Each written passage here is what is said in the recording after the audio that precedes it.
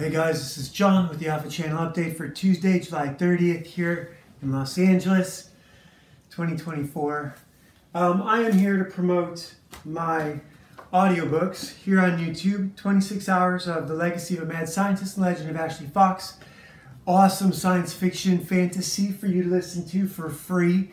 And in the description here, we have a comic book PDF, Ashley Fox Last Valkyrie, where she and Reverend Wolf rescue a bunch of kids from who've been captured by these bad guys. And then Ashley gets recruited by a Valkyrie to help her rescue more people.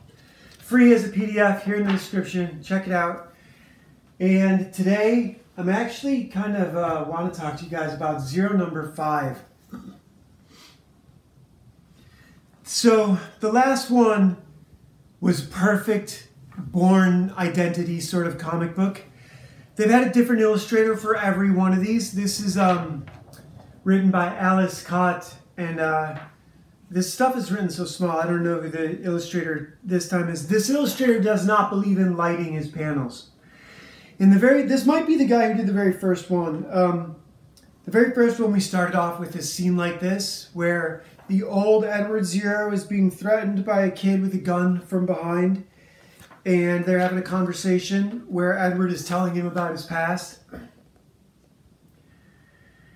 And in this book, we have Edward, his handler, Zsek, his boss, a female, and then this other guy who's not really even in this episode. I think he might be the kid.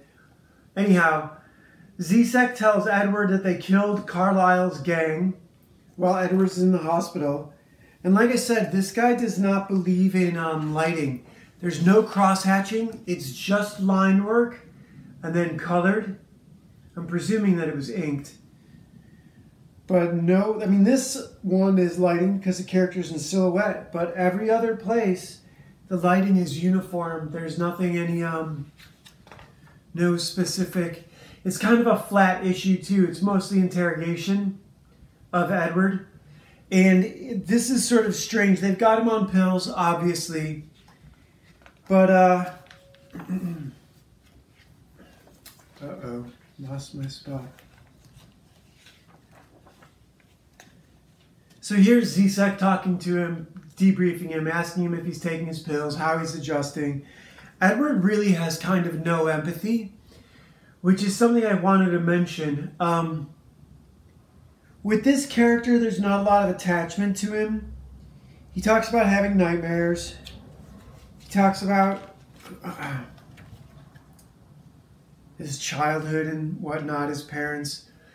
Now he's having a debriefing with Zsek's boss, who's ultimately going to make the decision whether or not he'll stay in the field. Actually, this is Zsek and his boss having an affair, and she's deciding how she's going to handle things. So she's sleeping with her subordinate. They don't show it. They showed it in the first episode. I just had to skip those pages.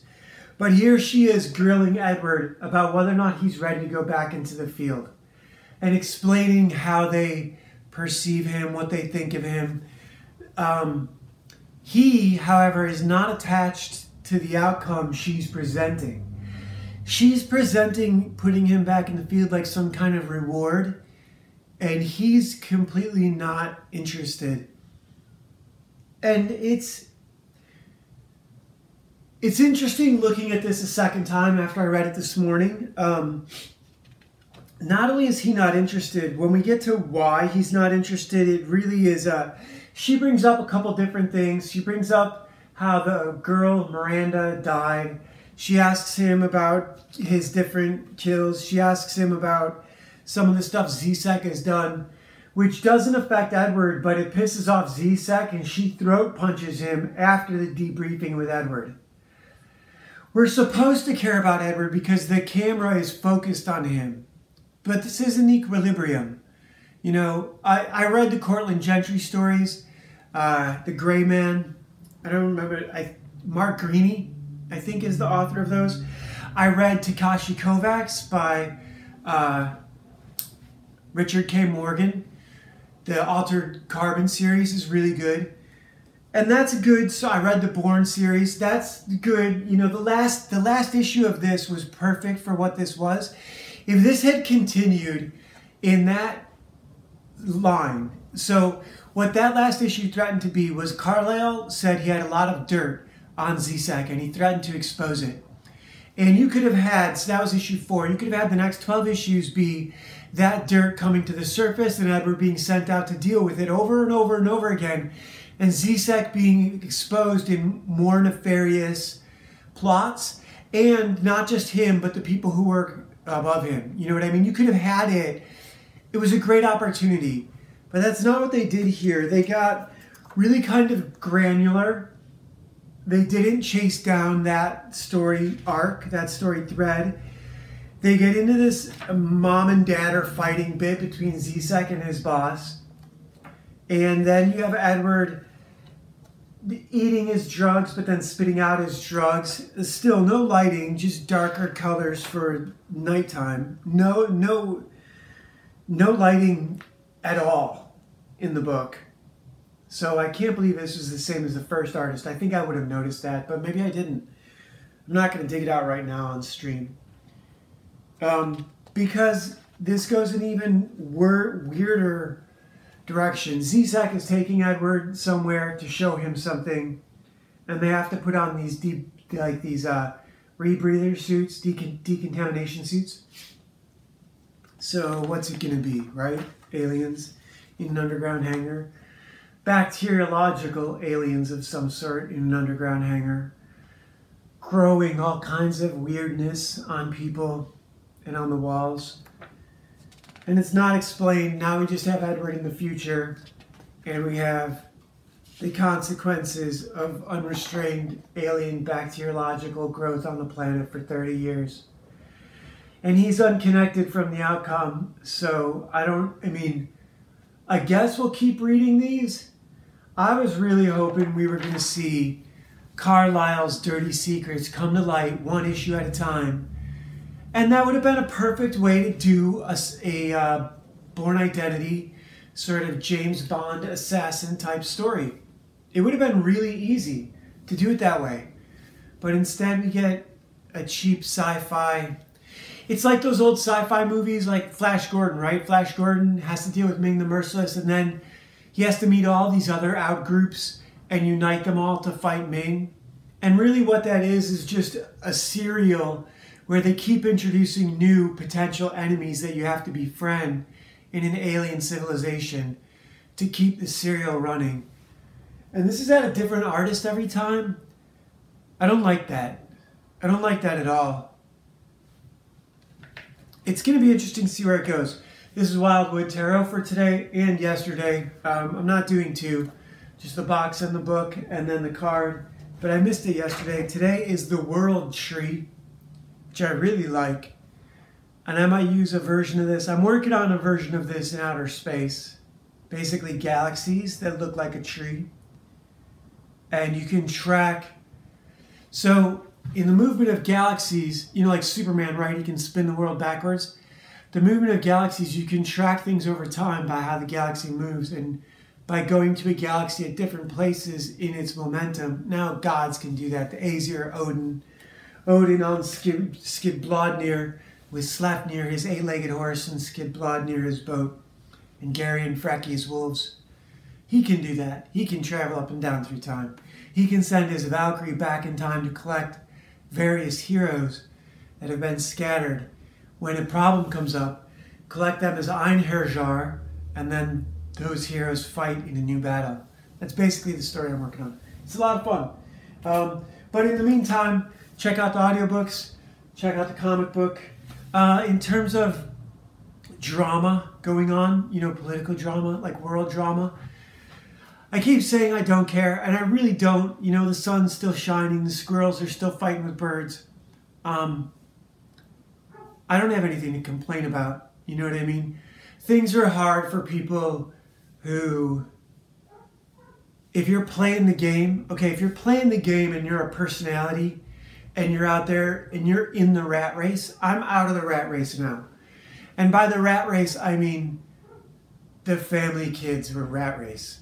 I still am in the career rat race, but I'm definitely out of the family and kids rat race. Some people are out of the family and kids rat race because their kids have grown and left home.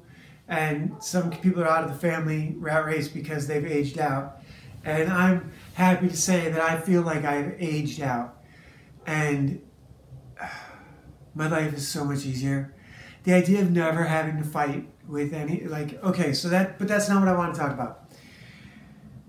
I'm talking about the stories and the stories I want to work on, and I'm good. I'm in a good spot. I hope you guys are in a good spot. I hope you guys are having a good summer. I hope you have something to look forward to. I hope you're excited about stuff. Don't take everything too seriously. They're saying we may have a prostitute for a president because they're going to cheat Trump out of it again, because wouldn't that be funny? And make him run a fourth time.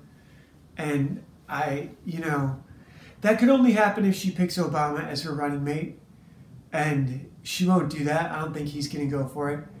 If she has some dumb running mate that no one's ever heard of before, like J.D. Vance, they'll have to really cheat to beat Trump, but I'm confident they'll do it. Right now, I'm just watching. Right now, it's all popcorn for me. I'm a full-blown... I could say I'm a National Socialist, but it's hard to be a National Socialist by yourself. At least Uncle had a whole group of people behind him. And there's people out there, like NJP was a thing for a while. And I guess there's some new version of it. I have some of the propaganda materials here somewhere, but, there's Goyim TV now. There's justicereport.news. There's Cliff High. So I think the cancel culture has peaked. I think Ed Piskor in comic books was the high watermark of the cancel culture.